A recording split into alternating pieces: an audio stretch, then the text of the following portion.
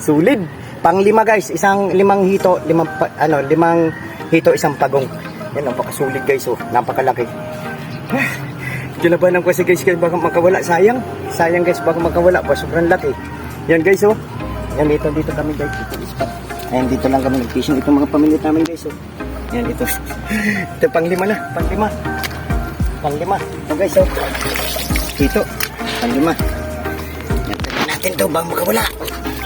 Yun guys, thank you guys at maraming salamat. Nakahuli kami ng maraming hito. Naka 12 piraso kami. Hindi namin in-expect yun ng kasama ko na makahuli kami ng ganong karami. Ito guys yung huli namin at medyo masama na rin yung panahon. Ayan, oh. Sama ng panahon. Ito guys, oh. Lalaki.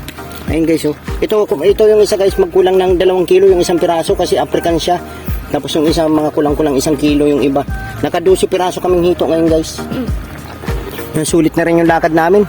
Yun, thank you mga viewers. Yun, maraming salamat sa solid na sumusuporta guys. At magliligpit na kami ng mga gamit namin. Ayan, kay masama na panahon na yun. Yung maulan. Baka abutin kami ng baha dito sa pinagpipishingan namin ni Tikyo. Baka sakali, ayun, kinakagat pa paano. So, ligpit na siguro kami. At magsusundo pa ako ng aking bunso. Yun, God bless. Paalam na. Alam mga guys.